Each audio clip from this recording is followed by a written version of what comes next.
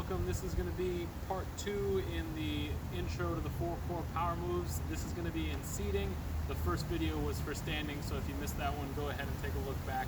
So we're going to start with the power up, and just as a general rule for all these seating exercises, a lot more people are sitting nowadays, so it's important to do a lot of these exercises. And that's a whole tone for all of these exercises we continue to do. Parkinson wants to make us small and flex forward. So what we want to do is be big, especially with power up. We want to make sure that with this one, again, you're having those back extensors are going to be strengthening the front of our body. The flexors are going to be stretched out, okay? So right here, I just have like a lawn chair, but you could use a kitchen chair that works well as well. And first of all, what we're going to do is have our feet nice and wide. We're going to have our hands on our knees, bending forward, and then coming up. Here's one hand spread out wide. You can take a look to the left and to the right. Make sure your hands are open and back. And then down and up is 2. Down and up 3. Down and up 4. Down and up 5. Down and up 6. Down and up 7. Down and up 8. Down and up 9. Last one. Down and up 10. In terms of how this translates to real life, you know, imagine you're sitting at a table and you're trying to take a look at what your partner is eating, for example, okay? So now the next one we're going to be doing is a power rock and reach. So this one, again, is important for weight shifting. So imagine you're getting either in and out of like a table at a restaurant where you're shifting your weight over, or for example, you're sitting at your desk and you're trying to reach for something.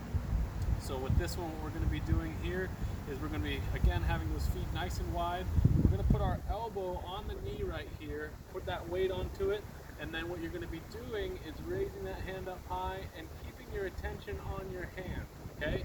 We'll try the other side right here, looking up at your hand, that elbow's on the knee, and that's 2, 3, 4, 5, 6, 7, 8, 9, and 10. It's really important to make sure you're looking at your hand. In Parkinson's, we have what's known as impaired sensory motor integration. So what that is essentially you kind of lose your ability to have body awareness in general. So this is really helping you bring some body awareness back when you're looking at the target that you're doing, and that's really important in all these moves.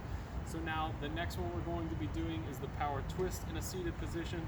Again, feet are out wide. We're going to start in this open T position. Hands are open. Again, focusing on your targets. Take a look to the left and to the right. What we're going to do here is you bring one hand over. You're twisting over till you see a clap. And then try to get that leg involved as well. So come back to that open position and clap and open. 3 and open. 4 and open. 5 and open. 6 and open. 7 and open. 8 open. 9 open. 10 and open. It's really important with this exercise that once you do your clap, you do come back open. In Parkinson's, coordination movement is affected. So what we want to do is prevent, you know, making these movements all kind of flowy together. We do want to have distinct things here, opening and closing, to help that coordination of movement. Now the last one we're going to be doing here is the power step. And just something important, excuse me, I forgot for the twist, in terms of how that translates to real life.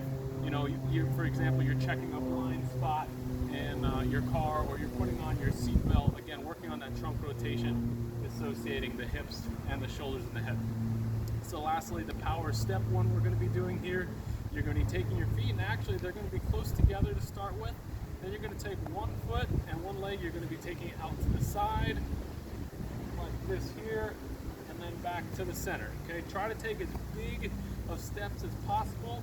If you can, I'm on grass right now, but if you're in the kitchen, for example, you really want to hear that stomp. That's really going to help getting all that sensory information back that I was just talking about, making sure you have that good body awareness, stomping back together. This is 5, this is 6, Again, upright posture while you're maintaining this. 7, 8, and then back to the center. 9, back to the center, and last one. 10, back to the center.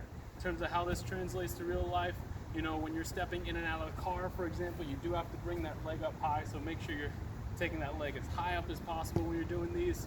That was the 4 core power moves in a seated position. Next, we'll be coming at you with the 4 core power moves in all fours or on quadrupeds, so stay tuned for that, and thank you for watching.